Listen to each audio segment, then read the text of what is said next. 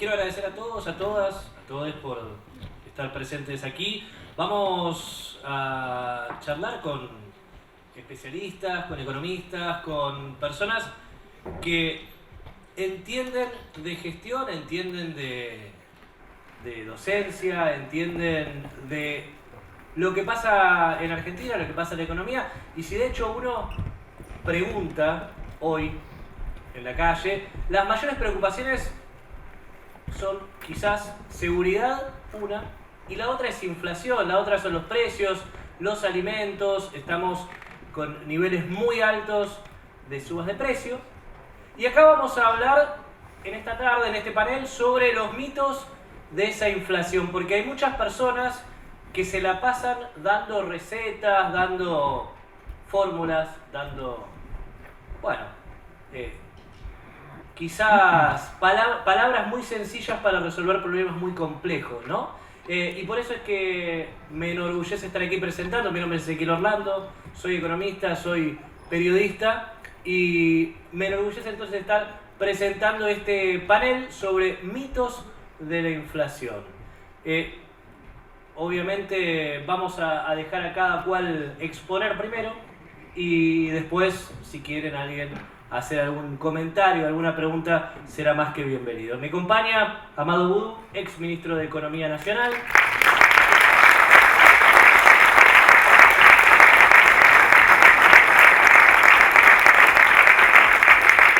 Delfina Rossi, economista y también directora del Banco Nacional por el Frente de Todos. Silvina Bataki, presidenta del Banco Nación, ex ministra de Economía Nacional y de la provincia de Buenos Aires. Sergio Chousa, economista y docente de la UBA y de la Universidad Nacional de Avellaneda. Arrancamos con vos, Sergio, si te parece. Primero que nada, los mitos, ¿no? de la inflación son varios. El gasto público genera inflación, el déficit genera inflación, los impuestos generan inflación, los aumentos de salario generan inflación, la emisión monetaria genera inflación. ¿Son mitos esos o son verdades? Bueno, muy buenas tardes a todas, a todos. Primero de todo, agradecer la invitación. Me honra estar en este panel con las compañeras, con Amado. Realmente es inspirador. Lo voy a poner en cabeza de Fernando y de Santiago el agradecimiento por la invitación, pero en general a toda la escuela justicialista Néstor Kirchner. La verdad que es inspirador, ¿no?, que estemos en este contexto, en este momento del país y del mundo, destinando tiempo a conversar, a debatir sobre temas que nos preocupan a todos. Bueno, a ver, un poco el disparador es hablar de mitos y conjugar con la palabra inflación. Así que traje 3, 4 disparadores al respecto. El primero, y esto un poco lo suelo hablar cuando tengo discusiones más de carácter académico, pero vamos a adaptarlo a un formato de divulgación como este.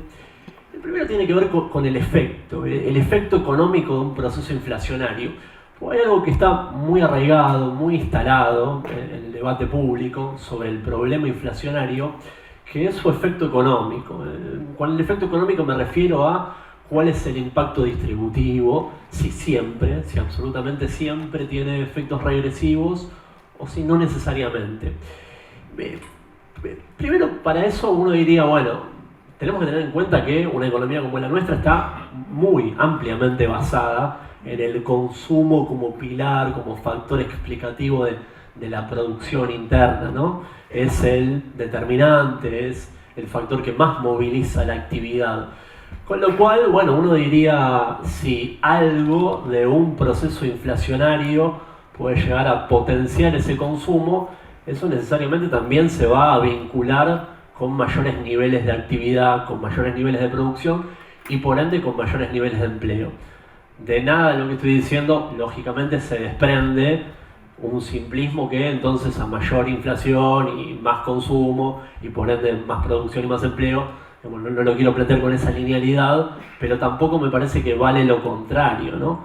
Vale el hecho de que podemos estar dispuestos a resignar todo con tal de no tener un contexto inflacionario bajo esa premisa, bajo la premisa de la importancia que tiene el consumo privado en una economía como la nuestra.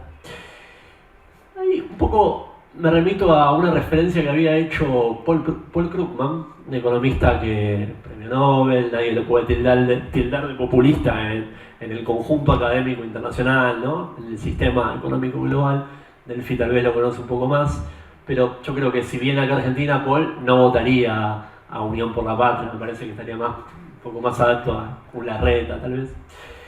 Pero Paul Krugman hace un par de meses hizo un análisis muy interesante, obviamente basado en evidencia, en datos, que marcaba una correspondencia entre los números de Estados Unidos para diferentes momentos del tiempo y llegó a la conclusión de que no se puede desprender linealmente que todo fenómeno inflacionario tiene un impacto regresivo. Con regresivo me refiero a que empeora la distribución del ingreso, le pega en mayor proporción a los laburantes, a la gente de menores ingresos, o sea, tiene un impacto económico que es indeseable en los términos que nosotros querríamos. Y ahí, volviendo un poco a la experiencia argentina, la verdad que tenemos un proceso inflacionario que no tuvo efectos regresivos. Lo tenemos muy a flor de piel, todos lo recordamos porque la verdad que es relativamente reciente en nuestra historia, data de hace, ¿cuánto? Una década, ¿no? Una década un poquito más. Argentina, si vos ves los números, tuvo exactamente 10 años de un proceso de inflación que no diríamos inflación baja, tal vez lo podríamos llamar un régimen de inflación moderada, en la zona de entre el 10 y el 20%, dependiendo qué año. Y esa década, una década exacta, convivió con un proceso de recuperación de los salarios reales. O sea, las paritarias, el promedio de los ingresos en Argentina, a lo largo de 10 años consecutivos estuvo por arriba de la inflación. Vos ves la serie y es impresionante que, en algún año tenías un 15% de inflación, en otro un 19%, en otro un 10%, pero el promedio de las paritarias, con todas las injusticias, obvio, de los promedios, de las simplificaciones, el promedio de los ingresos evolucionaba por arriba de la inflación. Uno diría, en ese contexto es una inflación progresista desde el punto de vista económico, de su efecto económico. Está claro, uno tendería a decir, tenés que ir aliviando, mejorando el funcionamiento de tu sistema económico en general para preservar lo positivo que es la recuperación de los ingresos, pero de a poquito ir limando, ir socavando esas bases del problema inflacionario. Pero a la hora de dar la discusión sobre el fenómeno, me parece que tenemos que primero de todo dejar de simplificar esto de siempre la inflación afecta en mayor medida a los sectores de menores recursos, a los laburantes. La verdad que tenés que evaluar otras variables para llegar a esa afirmación. Depende muchísimo de la política de ingresos. Si vos tenés una política de ingresos activa, si tenés una macro que la conducís en un sentido de progresividad económica, tenés voluntad y decisión política, no necesariamente una inflación moderada, que uno querría corregir, determina una caída del poder de compra de los salarios, determina una peor distribución del ingreso. Eso no es cierto. Segundo punto que me parece relevante es decir, ¿qué pasa con la cuestión monetaria, ¿no? Sobre eso podríamos hablar horas, podríamos hacer un curso entero, ¿no? Tal vez nosotros no somos los que más usábamos ese tipo de argumentos para encarar el fenómeno, pero me parece interesante mostrar al menos algún punto de la evidencia reciente. Argentina tuvo un programa monetario y fiscal muy restrictivo hace algunos años. 2018-2019, el gobierno de Mauricio Macri implementó un programa de astringencia, de restricción, de contención monetaria que fue severísimo, con reducción del gasto, con congelamiento de la base monetaria, del nivel de circulación de dinero, apagando la maquinita, como les gusta decir. La verdad que los resultados en materia inflacionaria no fueron buenos, ¿no?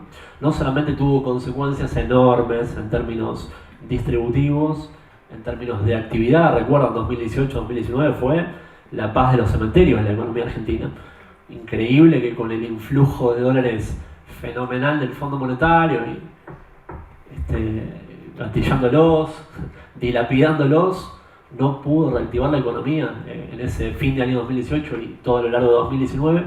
El PBI cayó, se mantuvo el proceso de caída de los salarios reales, el empleo también había llegado al 12% y la destrucción de pymes fue muy significativa. Me acuerdo que con todos los compañeros estábamos en la calle, estábamos reclamando en ese momento.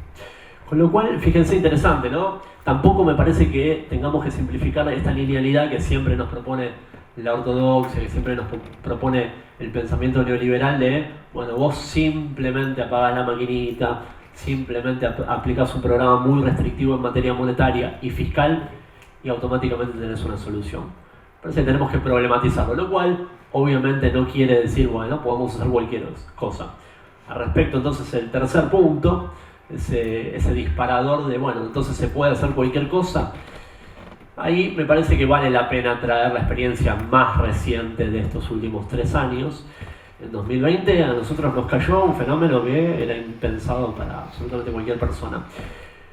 Si uno ve los números en materia fiscal, monetaria de esos años, 2020 y 2021, el gobierno tuvo que financiar un programa fiscal que se compuso de todo lo que ya sabemos, ¿no? El IFE, el ATP, las políticas de subvención para las empresas, para aliviar las cargas fiscales, otro tipo de programas de transferencias. Me imagino que ahí también parte del crédito subsidiado que daban los bancos públicos también estaba incluido.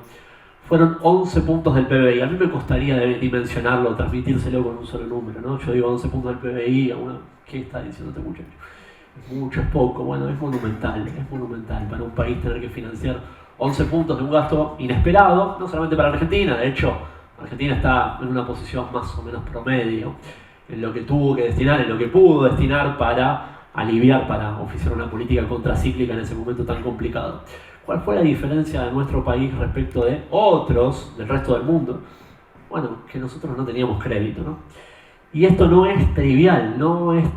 Cuando vos ves la evolución del stock de deuda, de cómo fueron incurriendo en líneas de crédito bilaterales, incluso algunas con el Fondo Monetario, de otros países de la región, de otros países del mundo, bueno, todos tuvieron ese reaseguro último de pedir crédito para distribuir generacionalmente la carga de la pandemia, que es lo que tenés que hacer. Cuando te cae un fenómeno disruptivo, una anomalía de ese tipo, la tenés que ir pateando para que no solamente la soporten las personas que están en ese momento viviendo ese fenómeno. 11 puntos del PBI, entonces lo tuvimos que cubrir con lo que había. Argentina no tenía crédito porque ya se lo había consumido enteramente Mauricio Macri, así que tuvo que emitir mayormente. Algo de mercado interno, algo del ahorro nacional se pudo manotear, pero bueno, nosotros tenemos un mercado con un ahorro nacional bastante reducido, con lo cual eso fue restrictivo. La mayor parte fue emisión. Y ahí, bueno, yo digo, el aspecto vinculado a las expectativas, el aspecto vinculado a los problemas de coordinación. Yo creo profundamente en las dificultades, la falla de coordinación con las señales económicas que da el Estado, los hacedores de política pública y lo que perciben todos los agentes económicos. Esto que suena como una entelequia, los agentes económicos somos nosotros como consumidores, son los empresarios pyme, son los comunicadores, ¿por qué no? Las personas que tienen que transmitir cómo vienen las cosas.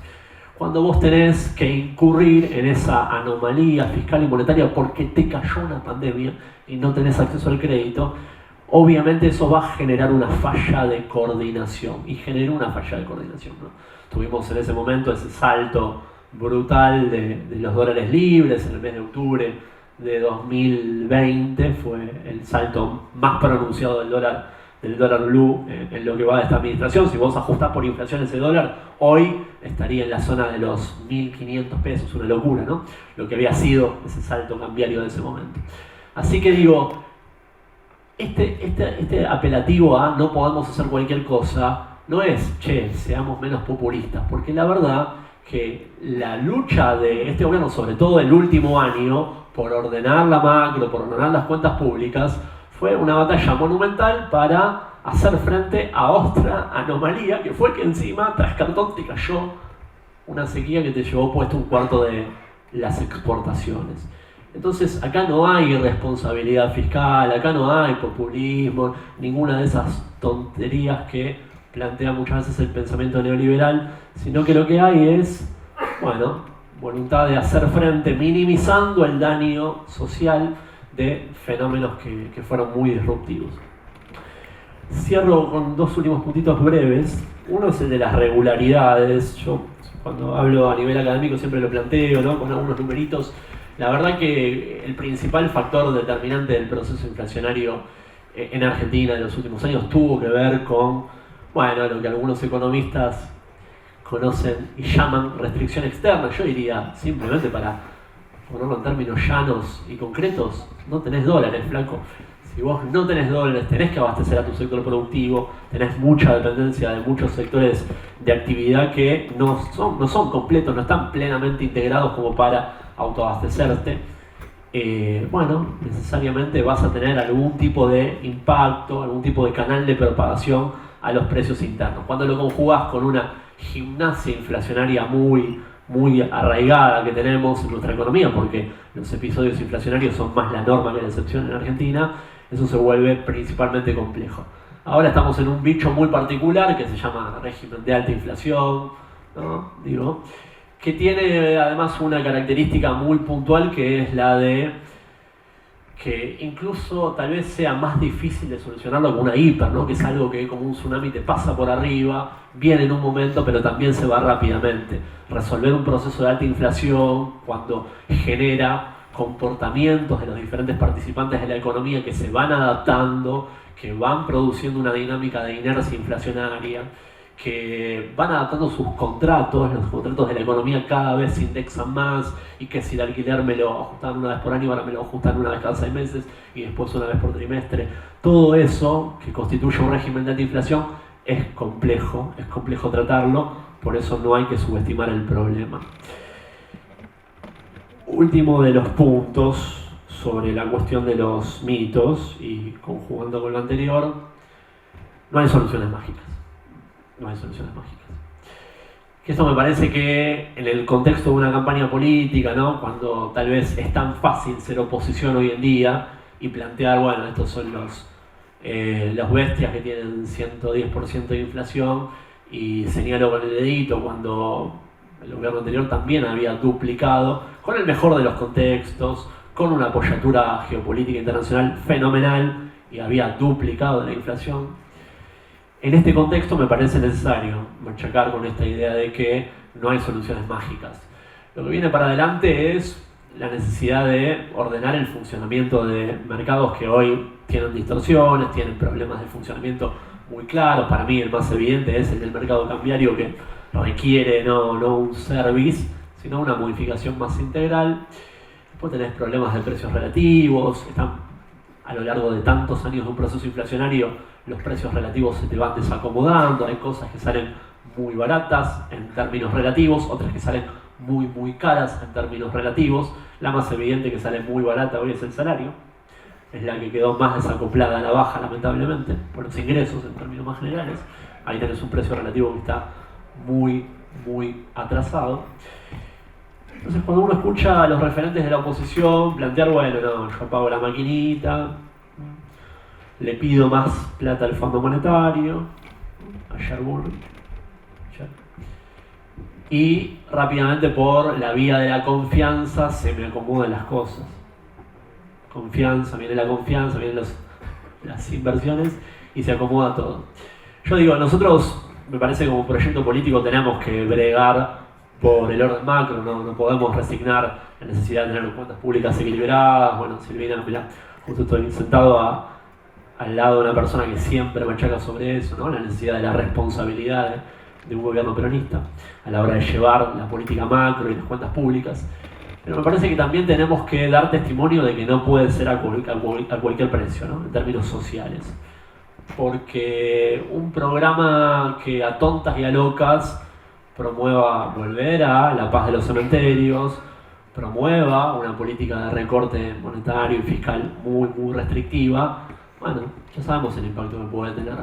Puede tener un impacto distributivo muy severo, puede generar tal vez un alivio a corto plazo en términos de que el cambio de switch en nuestras cabezas parece que es todo un alivio mágico, pero si a mí me proponen cristalizar una distribución del ingreso que hoy es muy magra, a expensas de solucionar el problema inflacionario, yo no sé si compro. Yo te pediría más detalles de eso. Te preguntaría, bueno, qué efectos va a tener en términos de producción, qué efectos va a tener en términos de empleo, qué efectos va a tener en términos de salarios reales. Porque los números tienen que cerrar, pero con la gente adentro. Muchas gracias.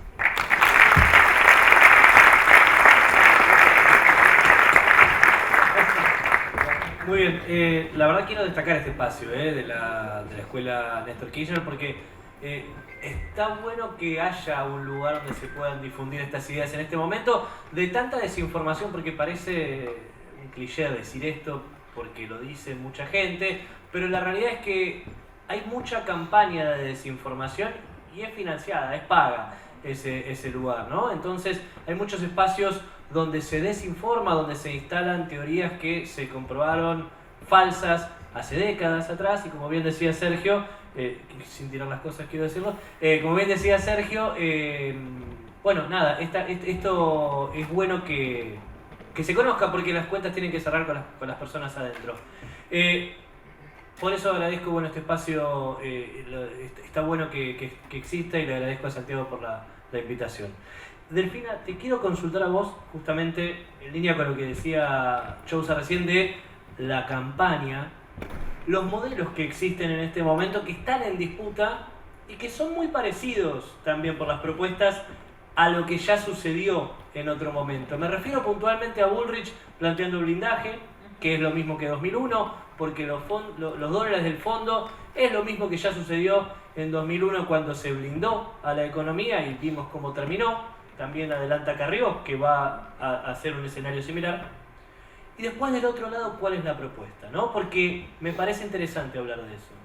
Bueno, muy bien, muchas gracias Ezequiel, un placer estar acá con todos, con todas, y poder abordar un poquito esto a semanas de una elección clave, ¿no? El 13 de agosto nos va a encontrar yendo a votar en una primaria abierta, simultánea, obligatoria, en donde tenemos el compromiso de sobre todo de ver cómo hacemos para hablarle a los argentinos y argentinas para que vayan a votar, ¿no? Vemos una escasa participación en los números en las encuestas, en las elecciones provinciales.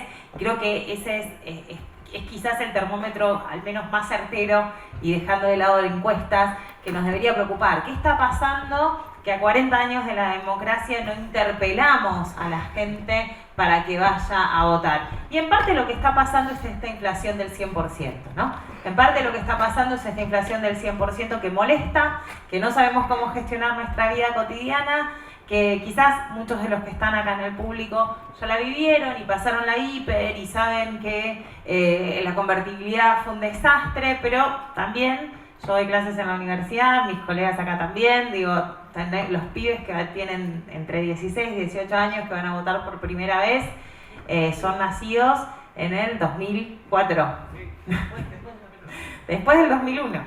Digo, yo me tomé el trabajo el otro día en clase de explicar qué era el corralito, de explicar que la gente nunca tuvo los dólares.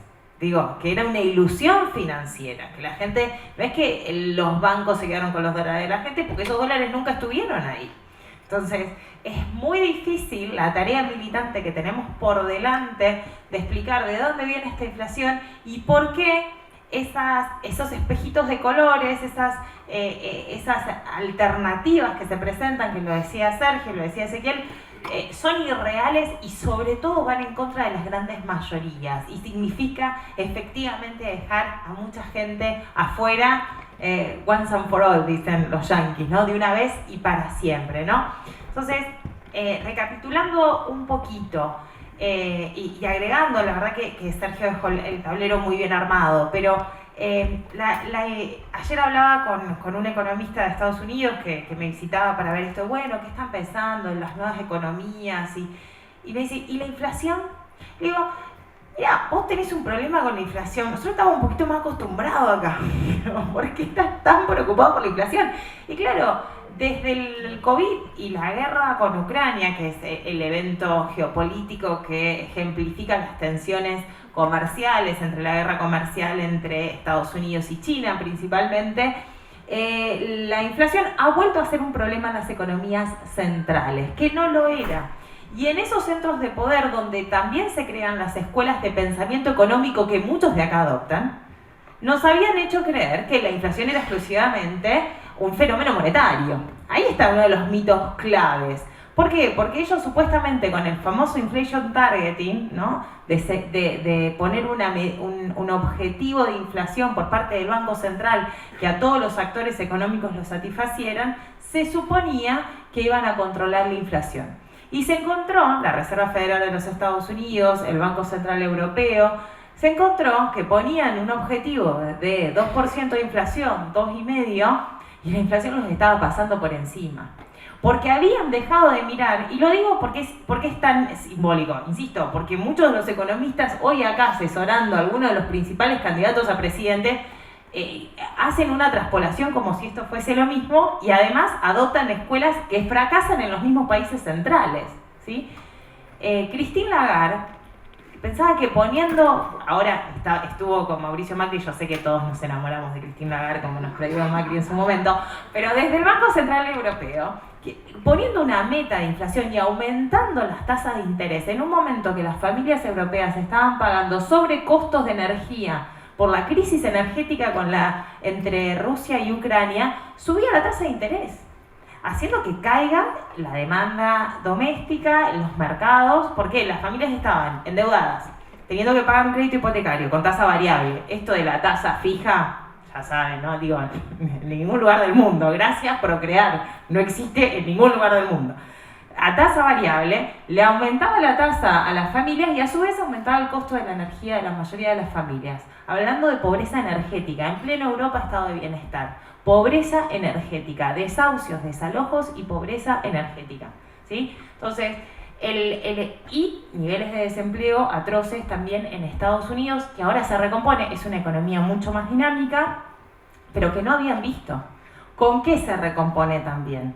Con un presidente que es Joe Biden, incorporando elementos que estaban totalmente fuera del tablero neoliberal y de la, vamos a decir no neoliberal, de la agenda de globalización financiera post-2008, digo, por poner un quiebre, con ejemplo de CHIPS Act, ¿no? La nueva legislación de Estados Unidos para la producción de microchips en Estados Unidos, para no comprarle más a China.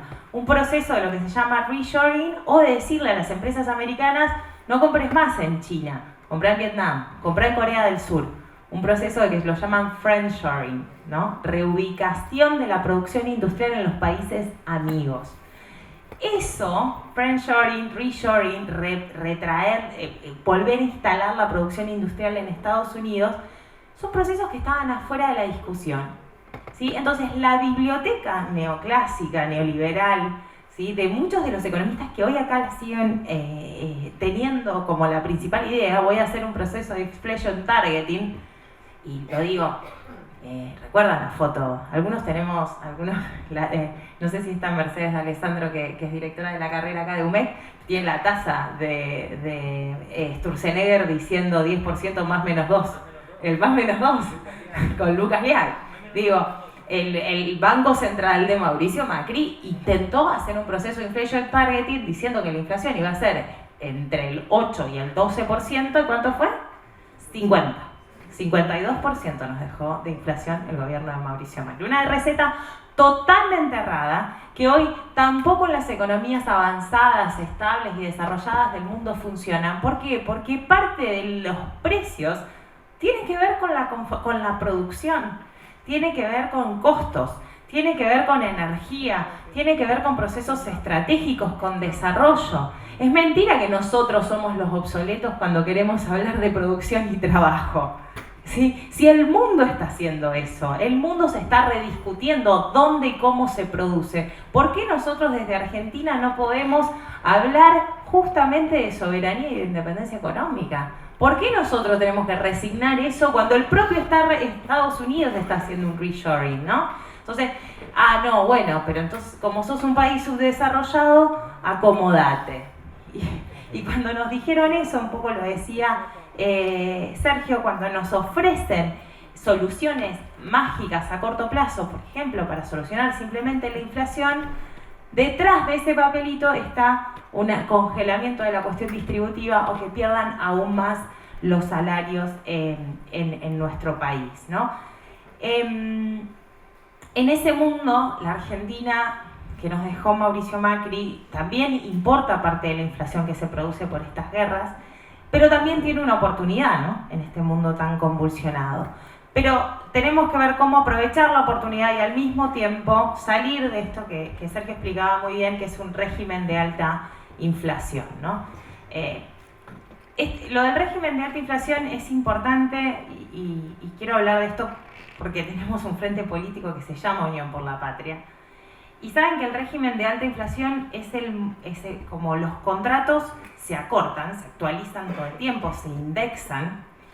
Claro, nuestra moneda pierde una función fundamental, que es la reserva de valor. Parece que exclusivamente los pesos sirven para transaccionar, no para ahorrar de ninguna de sus formas, ¿sí? Entonces, estamos realmente en un punto límite de la soberanía monetaria. Y como decía también Sergio, salir del régimen de alta inflación no es algo mágico. ¿Por qué? Porque necesitas el consenso de todos los actores de ir desindexando, también de los sindicatos, también del movimiento obrero organizado, en un pensamiento de pierdo nominalmente pero gano en términos reales. Ahora, para hacer eso necesitamos un consenso político importante. Entonces, la recuperación de nuestra soberanía monetaria me parece que es un eje central, ¿no? En la campaña política que tenemos por delante es muy fácil decir dolarización para algunos, ¿no? Es muy fácil proponernos cajas de convertibilidad para otros. Y en realidad acá la única solución para recuperar la soberanía monetaria es el crecimiento, es la producción, es el trabajo nacional, es exportar más, es recuperar la economía con capacidades propias para también sostener una moneda, ¿no? La moneda, que es un contrato social que detrás de los pesos argentinos está la economía argentina, el valor agregado, nuestros recursos naturales, lo que producimos, lo que generamos, lo que el mundo necesita de nosotros y de nosotras, ¿sí? Pero para eso también hay que ponernos de acuerdo. Y en eso creo que tenemos una fórmula, no porque esté mi papá de vicepresidente, pero casi. pero me parece que la fórmula de Massa Rossi, en serio, nos permite hablar de esos consensos.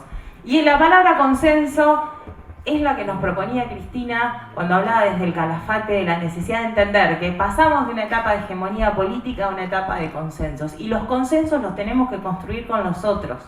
Entonces, es fundamental hacer una campaña en donde comprendamos el malestar de la inflación, pero también podemos transmitir que es este proyecto, a partir del apalancamiento de la producción nacional, con el gasoducto Néstor Kirchner, el hecho de generar un sistema de tarifas energéticas que sea proporcional, pero no dolarizado. Porque esta era la discusión. No es que está mal que las tarifas sean subsidiadas para todos y todas. No era el punto.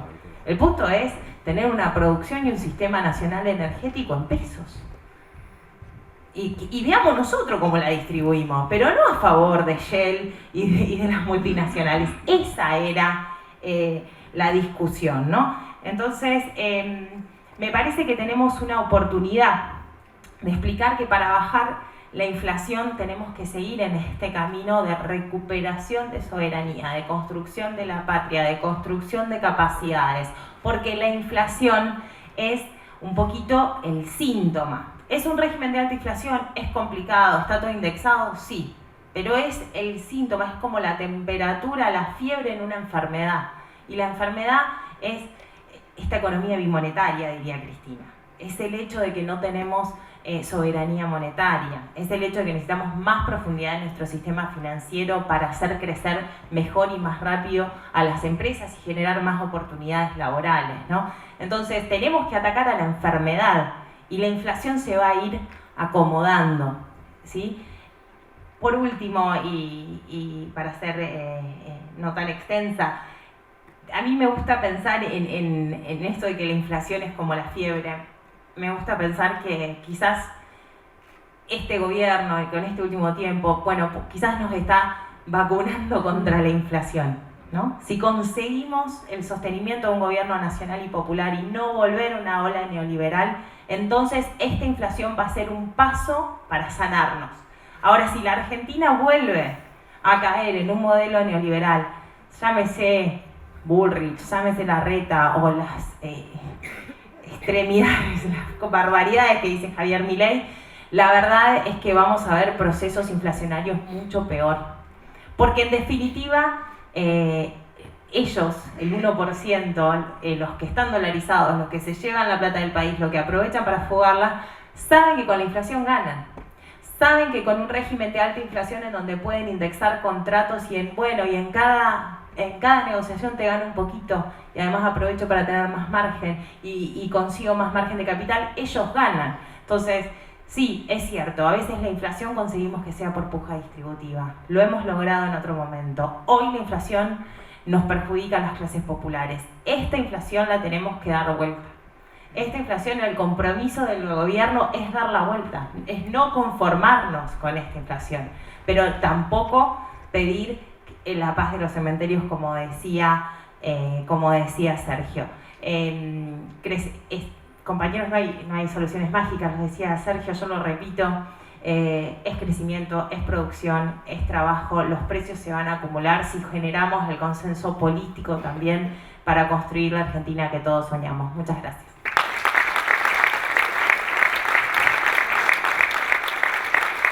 Les recuerdo, como les había adelantado, al final de que terminen de exponer quienes están aquí presentes conmigo, los economistas, vamos a habilitar algunas preguntas, así que quienes tengan para el final, resérvensela. Por ahora me quedo con algunos conceptos que dio Sergio, como por ejemplo de que no toda emisión genera inflación. Con Delfina, estos dos términos muy importantes de que la inflación se puede dar por puja distributiva también, y que si gana la derecha, la inflación se puede duplicar, como en efecto nos recordó sucedió en 2019. Ahora le pregunto a Silvina, que fue ministra de Economía del territorio más populoso que tiene la Argentina, y en su momento y en la actualidad es presidenta de un banco, el más importante de todos, que es el Nación. ¿La inflación es siempre por demanda, como plantea justamente Juntos por el Cambio, de Libertad Avanza, que dicen la emisión genera inflación, las personas comprando generan inflación? O por ejemplo, vos cuando das un crédito, ¿generás inflación? ¿O hay inflación por oferta? ¿Hay inflación por puja distributiva, como decía Delfina? Bueno, en primer lugar, buenas tardes a todos y a todas. Un placer estar acá compartiendo la mesa con los compañeros y compañeras. Muchas gracias por la invitación y por la organización. Bueno, ahí lo veo a Nico, que llegó hace un ratito, pero bueno, gracias Nico, gracias Santiago. A ver, el título de la charla es mitos, ¿no? Y en esto que vos mencionabas, las causas de la inflación, por supuesto, son muchas, ya se mencionaron algunas, pero en cada una de esas causas yo creo que hay un mito. Y ese mito es el que uno tiene que revelar de alguna forma, descubrirlo. Y no quiere decir que no exista esa causa, ¿no? Pero bueno, en la inflación uno tiene que tratar de entender cuáles son las causas y cuáles también son los medios por los cuales se transmite la inflación. Porque vos mencionabas el tema de los créditos, por ejemplo, ¿no? Cómo uno hace para evitar que un medio también sume inflación. Entonces, tenemos que analizar las causas, los medios. Ahora, si querés, voy un cachito al tema de la inflación por demanda. Para definirla nada más, la inflación por demanda es cuando se produce algún aumento de ingresos y esos ingresos de una población determinada no encuentran cómo poder consumir los productos que existen. Es decir, la oferta viene como con demora. Y esa demora lo que implica es que en el mercado, según la teoría neoclásica, para llegar a un nuevo equilibrio entre la cantidad ofrecida y la cantidad demandada, que ahora es mayor, aumentan los precios. Entonces, ahí uno tiene soluciones de corto plazo, de mediano plazo o de largo plazo. Las soluciones de largo plazo son las que yo vengo insistiendo y talabrándole la cabeza a medio planeta hace mucho tiempo, que tiene que ver con incorporar a nuestra matriz productiva toda la potencialidad de oferta que tenemos en Argentina. Argentina es el 7º país más grande en materia territorial y es el país más concentrado poblacionalmente, ¿no? El 37% de la población de Argentina vive en el AMBA. Y esto lo que hace es dejar áreas extensísimas con un potencial productivo enorme que no producen. Entonces, cuando hay una política muy positiva de aumento de esos ingresos y buscan ese consumo no está. ¿Qué pasa? Aumentan los precios de los productos locales o se importan, y esas importaciones traen las consecuencias que todos conocemos de que, bueno, faltan los dólares, y los dólares también tienen que modificarse el precio según la teoría neoclásica, y eso después genera inflación. Ahora, después, si quieren, hablamos un poquito más, porque yo creo que uno de los principales problemas que genera la inflación es la falta de planificación, la imposibilidad de la planificación. Para mí ese es el punto en donde nosotros siempre fallamos, ¿no? No porque en nuestro ADN peronista no esté la planificación como un objetivo necesario. Tenemos todos los ejemplos, ¿no? Los planes quinquenales de Perón, el plan estratégico de Julio De Vido, digo, hay muchos, el plan de desarrollo federal que hicimos con Guado de Pedro en el Ministerio de Interior, pero después fallamos en la concreción de esa planificación. ¿Y por qué fallamos en la concreción de esa inflación? De esa planificación, muchos motivos, pero uno es la inflación. Cuando uno en su vida privada quiere planificar la compra de un auto, unas vacaciones, un fin de semana, por ahí no puede hacerlo por la inflación, porque no sabe, uno no tiene la certeza de cómo va a ser. ¿Cómo contratar un catering para el año que viene, el cumpleaños de 15 de la nena, si no sabemos cuánto va a costar? Bueno, al Estado le pasa exactamente lo mismo. ¿Y por qué introduzco este punto de la falta o la imposibilidad o la restricción de planificar por parte del Estado? Porque, bueno, lo introdujo Sergio también, y por ahí es un punto que le voy a tomar algunas palabras y que me parece que hay que debatirlo mucho, que es básicamente el impuesto inflacionario.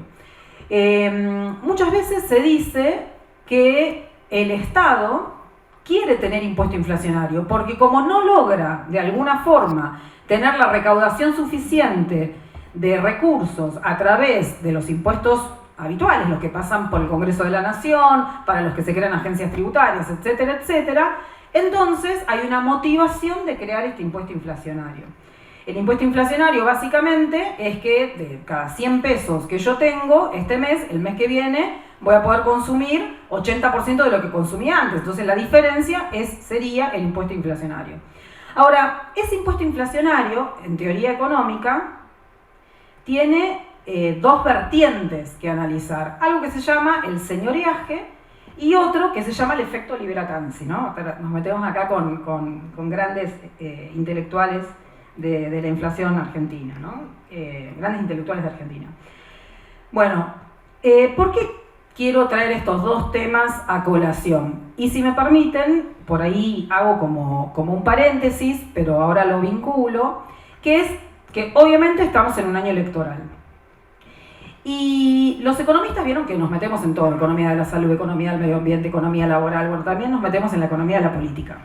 Creamos modelos económicos para tratar de entender los comportamientos políticos, ¿no? En momentos electorales.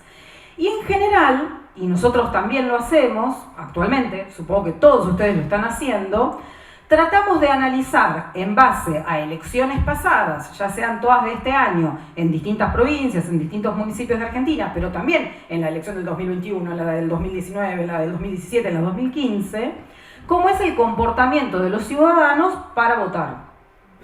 Y entonces ahí decimos, bueno, el voto es racional, hay un voto por enojo, hay un voto por expectativa y hay un voto que tiene que ver con lo económico, que puede ser en este caso uno de los elementos por los cuales la gente vota, es por la plata que uno tiene en el bolsillo y básicamente también por el problema que genera la inflación.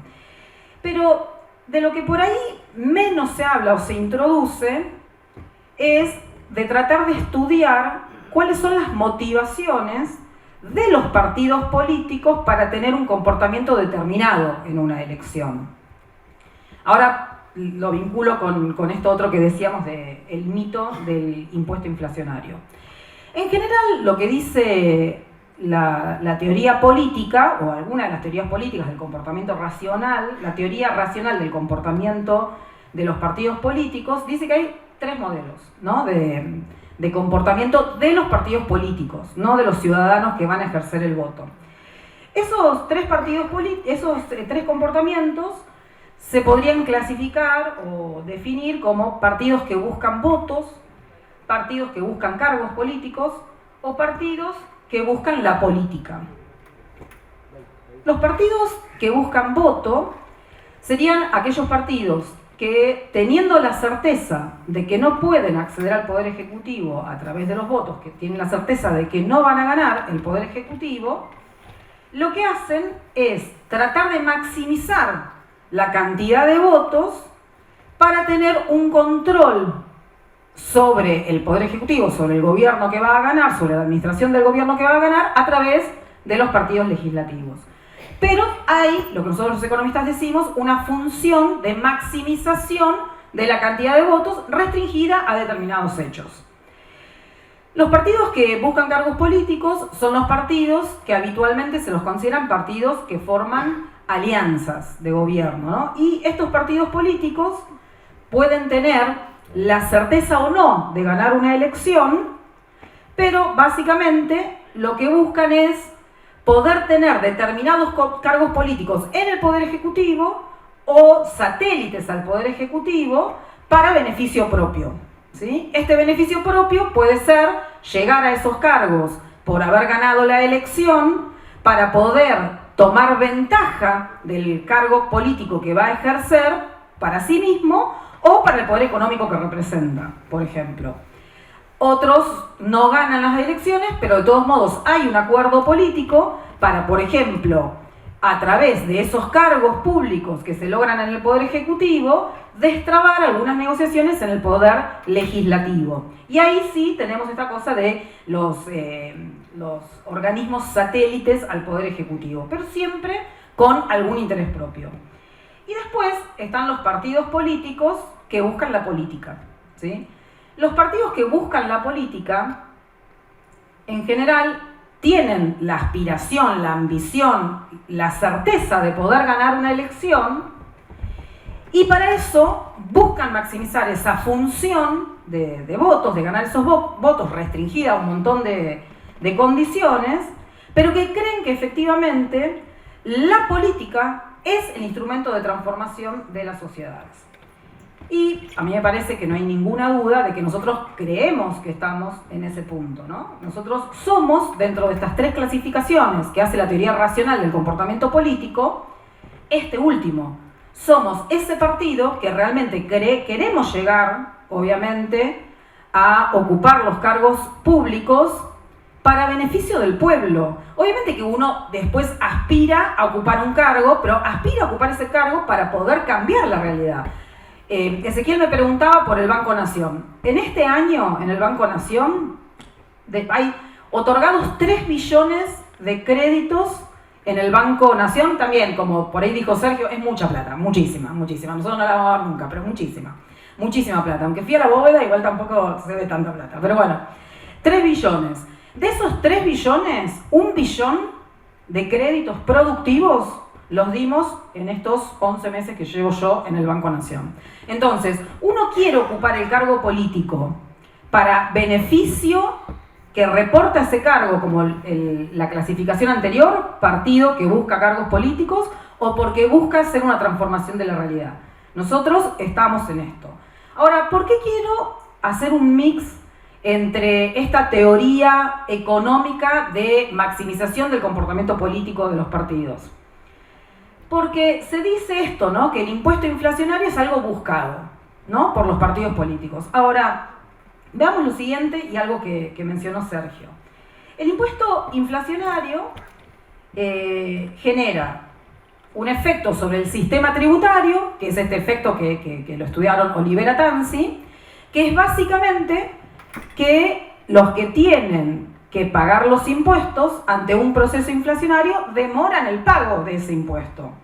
Entonces, y hay muchos estudios, hay una economista muy buena, Hildegard Ahumada, que hizo un estudio en el año 93, entre 1980 y 1990, y estudia los procesos inflacionarios y el efecto neto de ese impuesto inflacionario, ya sea que el Estado pierde porque los ingresos por recaudación se van demorando, o que el Estado gana porque las personas, el sector privado y el propio Estado en sus propias cuentas deja la plata a la vista, en un cajón de la cómoda, en la billetera o en las cuentas sin remunerar, y se agarra parte de ese impuesto.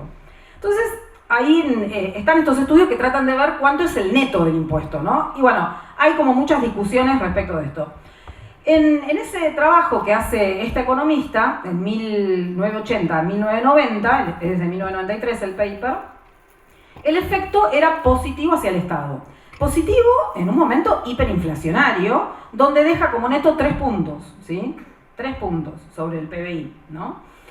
Ahora, ella lo que dice en 1993 es que este efecto positivo se va perdiendo cuando aparecen nuevos instrumentos financieros y nuevas tecnologías que le permitan también a la población de los sectores más vulnerables poder protegerse contra la inflación.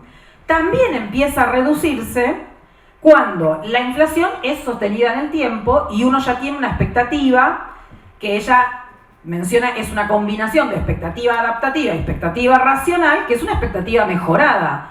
Y nosotros en Argentina tenemos inflación sostenida desde hace mucho tiempo. Lamentablemente, Argentina tiene el récord a nivel mundial de tener la inflación sostenida durante más tiempo, ¿sí? Alemania tuvo periodos de hiperinflación, pero fueron cortos. Nosotros tenemos esta trayectoria de inflación sostenida en el tiempo. Entonces, si Hildegard Ahumada hiciese este trabajo nuevamente y ella pudiese introducir que efectivamente hoy las billeteras virtuales, las ofertas a través de distintas tecnologías y toda la inclusión financiera, todo el aprendizaje de inclusión financiera que se viene haciendo de distintos lugares, desde los bancos públicos, porque queremos que la gente no sea analfabeta digital ni analfabeta financiera, pero por otra parte, porque la tecnología también permitió que ya no se necesiten instituciones bancarias para ofrecer un plazo fijo y que la gente tenga que acercarse al banco, sino que hay muchísima oferta de distintas, no voy a mencionar ninguna billetera, pero que cualquiera la baja en cualquier lado y hace un plazo fijo. Entonces, este efecto neto positivo que ella veía en este periodo se vería reducido por estas causas. Ella también dice que el efecto positivo de ese periodo tiene 2 hiperinflaciones y que esas hiperinflaciones fueron sorpresivas y que entonces la posibilidad de que las personas adapten su comportamiento a esa sorpresa es mucho más baja. Hoy nosotros en Argentina no nos pasa eso. Tenemos esas expectativas mejoradas y mucha más tecnología. Entonces, digo, para tratar de ir en contra, de eliminar este mito, uno es esto, ¿no? Que el impuesto inflacionario hoy no nos estaría dejando algo positivo en el balance del Banco Central, que después le transmite los pesos al Ministerio de Economía de la Nación. Porque, bueno, la autoridad monetaria es la que se queda con ese señoriaje, digamos, ¿no? La otra es... ¿Me quedan 5 minutos? Ah, bueno, ya, así termino. Sí, pero te dije esto, ahí.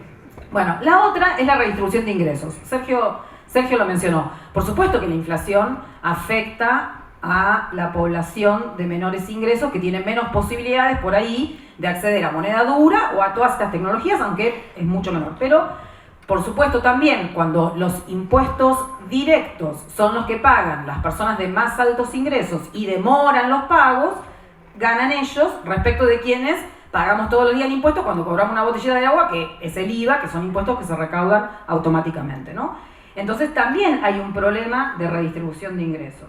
Pero yo me pregunto, ¿no? Si nuestro partido político lo que busca en esta categorías que hacíamos antes, es la política, ¿por qué estaríamos estimulando a tener un impuesto inflacionario cuando todo esto iría en contra de los votantes que nosotros queremos defender? Pero por otra parte, y lo vinculo con la pregunta que me hacía recién y que yo le explicaba lo de la planificación, la inflación genera falta de previsibilidad, reduce la tasa de inversión del sector público. Cuando se reduce la tasa de inversión del sector público, no solamente no hay mayor oferta de infraestructura para incorporar a las provincias a la matriz productiva, y eso a la vez no nos permite agrandar el espacio fiscal de donde sacar impuestos, sino que además muchas veces lo que pasa es que se rompe la infraestructura que tenemos. Entonces se va achicando esa matriz productiva y es lo que pasó en muchas provincias. Entonces, si nosotros como espacio político queremos defender la transformación política, si nosotros defendemos a determinados sectores y tratamos, por supuesto, de ir siempre ganándole puntos a la inflación para que los ingresos no estén todo el tiempo corroídos. Si no podemos hacer esa planificación de la obra pública, si el Estado tiene cuentas a la vista, en el Banco Nación en este caso, y pierde todos los días con la inflación, ¿cómo nosotros querríamos que haya inflación? Y esa es mi pregunta. Nosotros tenemos que tener en claro que nuestro partido, nuestro movimiento político, lo que más quiere es tener las cuentas ordenadas para beneficio de la población. Hoy Sergio lo decía, ¿no? Yo ese mes que estuve ahí en el Ministerio de Economía decía, y además lo digo siempre, lo decía también cuando estaba ministra de Economía de la Provincia de Buenos Aires, nosotros necesitamos orden en las cuentas públicas. ¿Por qué? Porque queremos planificar, porque queremos saber que tenemos que hacer un dique en la provincia de Catamarca y que lo vamos a hacer en tal y cual determinado momento. Porque queremos hacer una represa en Santa Cruz y la vamos a hacer en cual y determinado momento. Porque tenemos que hacer un gasoducto y tiene que llegar al Parque Industrial de Formosa. Todo eso con la inflación tampoco se puede hacer. Y eso afecta a la población. Y nosotros somos el partido de la transformación. Muchas gracias.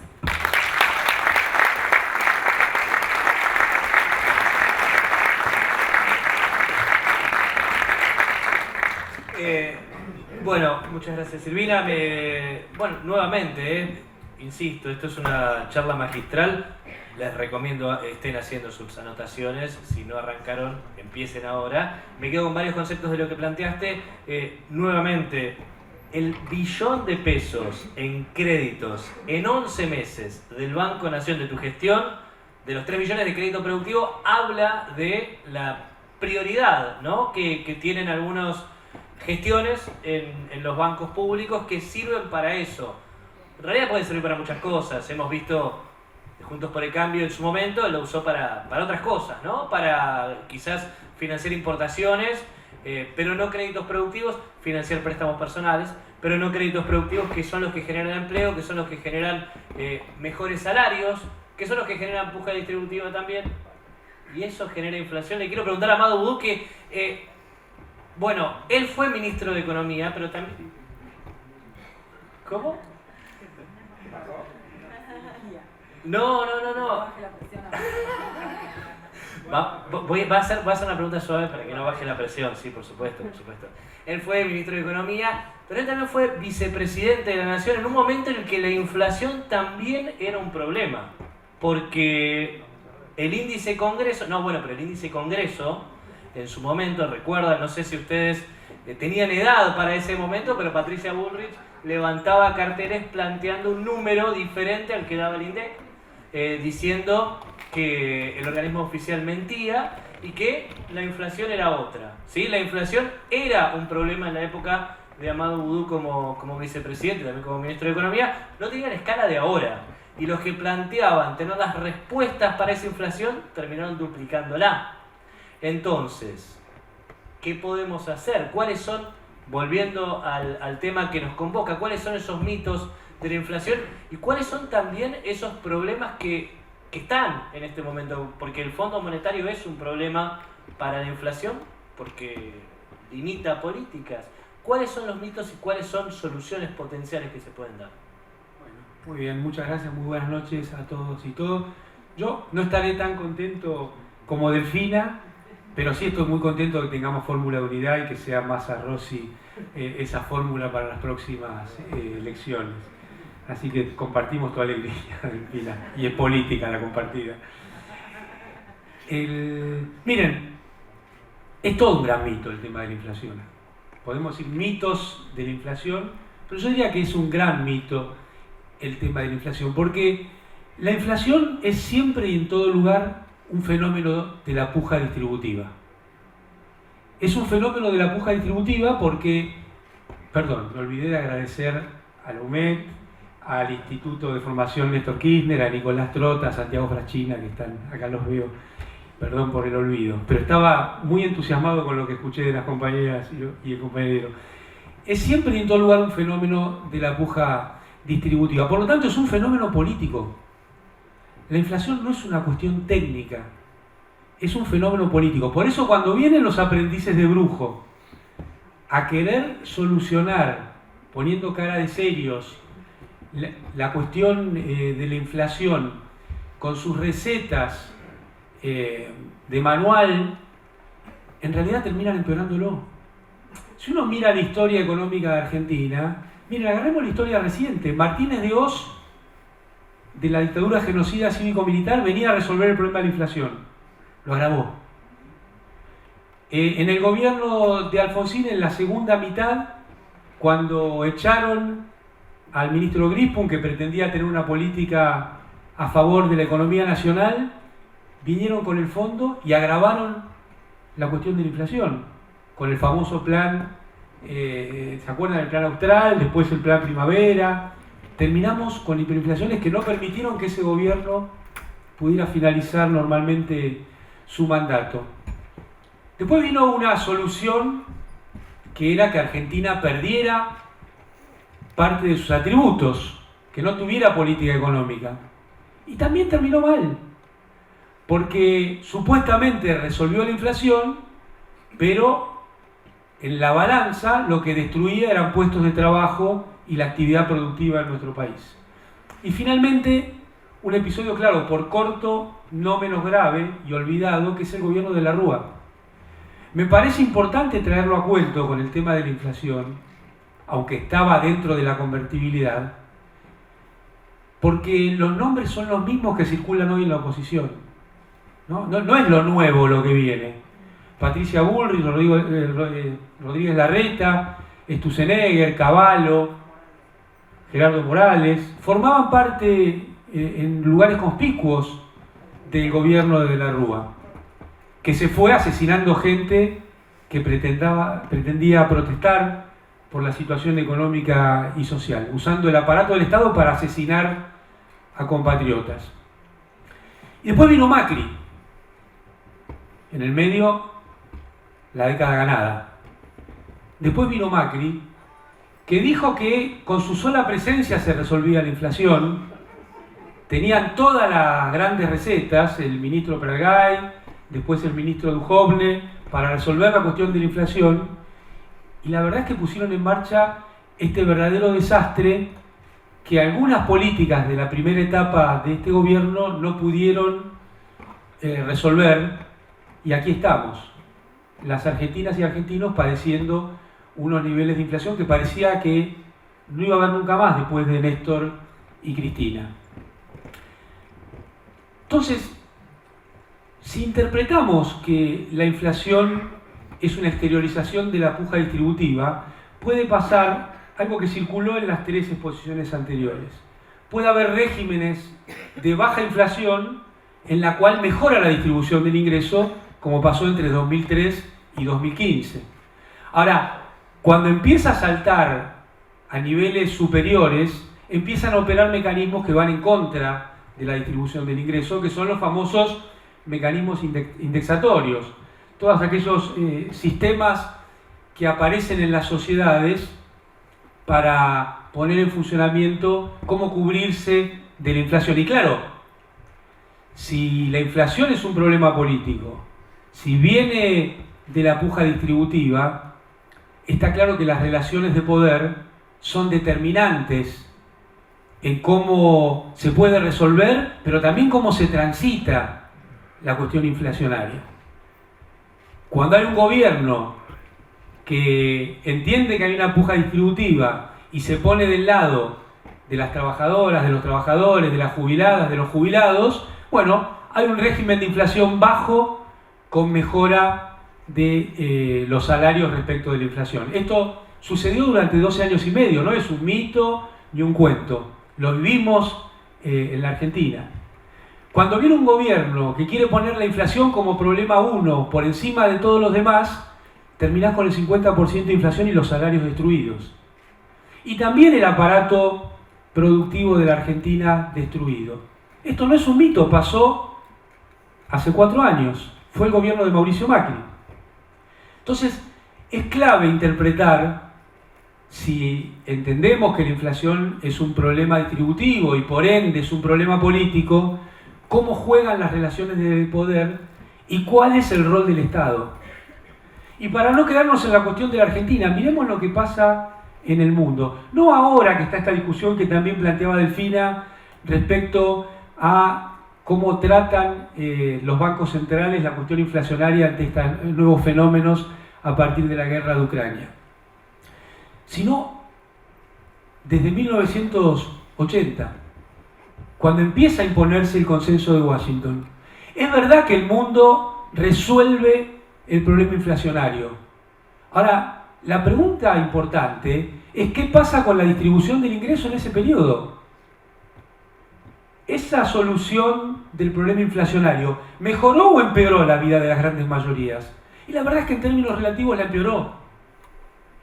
La empeoró porque solo el 1% de la humanidad tiene el 50% de los ingresos y de la riqueza. Y las grandes mayorías no tienen acceso muchas veces ni a las cuestiones básicas. Entonces ahí también hay una cuestión política de decidir cuál es el grado de importancia de los poderes, de los problemas, y qué problemas suponés que vas a tratar de resolver. Y otra vez, esto no significa que tiene que haber cualquier nivel de inflación. En las 3 exposiciones anteriores quedó claro que para nosotros un régimen de inflación baja es mejor que un régimen de inflación alta. La cuestión es siempre a costa de qué se está resolviendo. Y por supuesto que una inflación del 100% no tiene chance de dar respuesta a las necesidades de las grandes mayorías. Por eso tenemos que interpretar esto que viene pasando en el mundo desde el consenso de Washington, también pasa en la Argentina y tiene que ver con la correlación de fuerzas, tiene que ver con la captura del discurso público y la captura del Estado que hacen los grandes grupos concentrados y el sistema financiero y el nivel de desindicalización que hay en el mundo. Ahí se da la disputa política que te lleva a entender cuáles son los problemas de la inflación. Porque la verdad es que desde el monetarismo lo que se dice, y se dice aquí en la Argentina también, es que los sindicatos tienen demasiado poder. Entonces son los culpables de todo lo que pasa. Y me parece que es una explicación que no condice con la realidad. Porque si eso fuera cierto, estaría mejorando la distribución del ingreso, no empeorando la distribución del ingreso. Entonces, tanto que gusta hablar de la interpretación de los hechos y de los datos, bueno, no aparece esto que plantea el monetarismo en lo que sucede en la vida. Entonces, tenemos que entender que hace falta fortalecer el sistema institucional a favor del salario, a favor del sistema jubilatorio y ver que la mayoría de la institucionalidad está orientada a defender al capital por encima de las cuestiones del mundo del trabajo, ya sea formal, informal o en la edad pasiva. Ahí está una de las claves para entender el problema inflacionario. Y sobre todo, la cuestión del Fondo Monetario Internacional a escala global, pero particularmente en la Argentina, que Néstor Kirchner logró que el Fondo Monetario no estuviera más en la Argentina, Cristina lo sostuvo todos y cada uno de los años. Nosotros nunca dejamos de ir al Fondo Monetario, pero a decir lo que teníamos que decir, no a preguntar cuál iba a ser la política que nos iban a imponer. Porque esa pérdida de soberanía también es inflacionaria. También es inflacionaria. Decíamos desde el principio de este gobierno que el desastre que había hecho Macri no tenía que llevarnos a un acuerdo con el fondo en los términos del fondo, sino que había que pelearlo y discutirlo. Por eso me parece tan importante en este momento resaltar lo que está haciendo el ministro Massa, dando pelea en el Fondo Monetario y no yendo a firmar, mandando rápido al equipo a que vaya a firmar cualquier cosa. Por supuesto que es difícil y que no se va a arreglar en un día. No se va a arreglar. Lo que está tratando de hacer es construir un puente para poder ganar las elecciones, no él, sino el pueblo argentino, y volver a discutir de cero los términos del Fondo Monetario, que es el verdadero cepo que pesa sobre la vida de los argentinos y las argentinas, con la pérdida de la soberanía fiscal, con la pérdida de la soberanía monetaria, y llevando adelante los grandes mecanismos. Se habló también de los mecanismos de transmisión de la inflación. Cuando la inflación empieza a crecer, uno de los mecanismos es la indexación de los contratos. Pero no perdamos de vista, desde mi humilde punto de vista, que el gran mecanismo de transmisión de la inflación es la tasa de interés. Y esa es una de las cosas que nos impone el Fondo Monetario. La otra es el aumento de las tarifas, que también es una imposición del Fondo Monetario. Miren, en tiempos de Cristina, un senador de la oposición tuvo la feliz idea de decir que la asignación universal por hijo se iba por la alcantarilla de no sé cuántas cosas. Todas cosas que fue una expresión muy patriarcal, muy machista, muy despectiva, porque la asignación universal por hijo es una política no solo de ingresos, sino también de género, porque la cobran las mamás.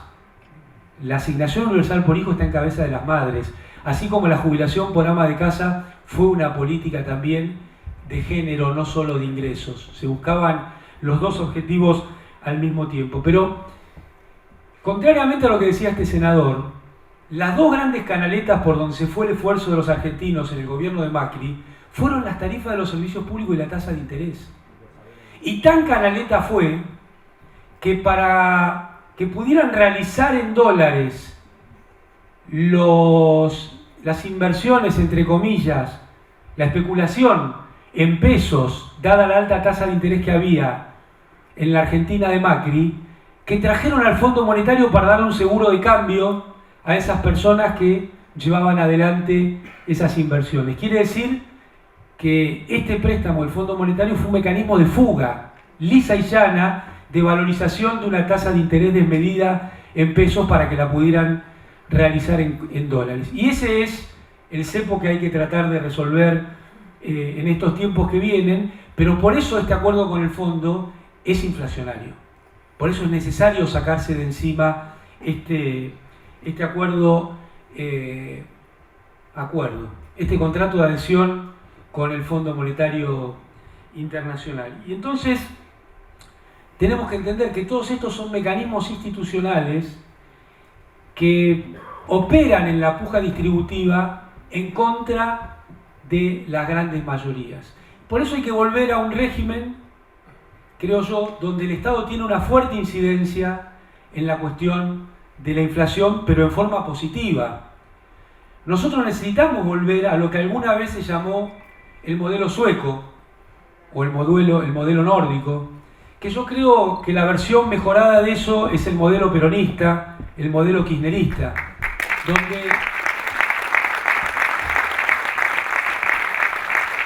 donde pudimos demostrar que una de las acciones del Estado, entre tantas otras que tiene, una de las funciones del Estado, es la coordinación de expectativas respecto a los precios, lo que Silvina llamaba la planificación.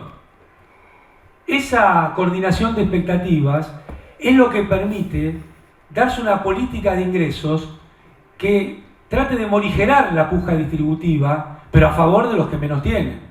Y eso es lo que pasó en los 12 años y medio. No es que desapareció la puja, es que había un gobierno que no era neutral en esa puja.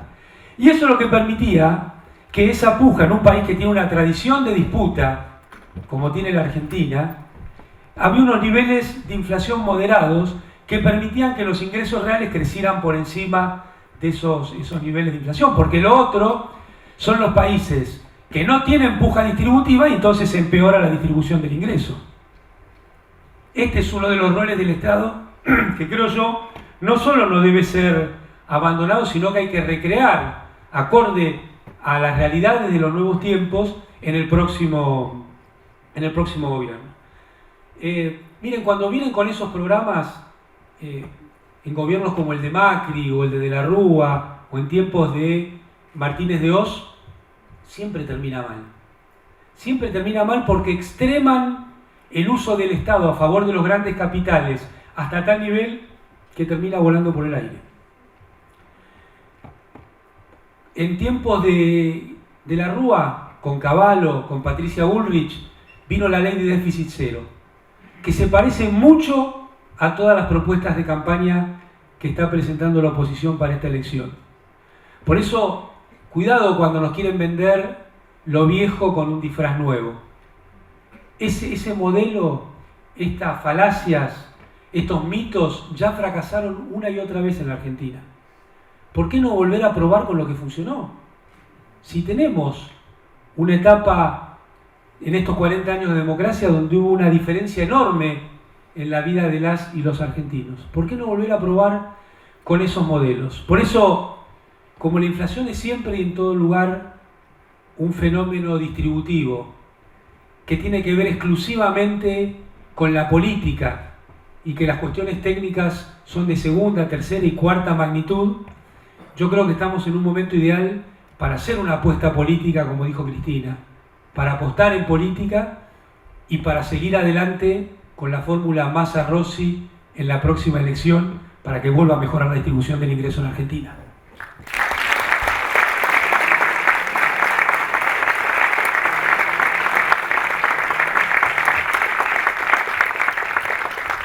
La verdad, les repito lo que dije al comienzo, un lujo estar ante este panel, la verdad 4 exposiciones excelentes, brillantes.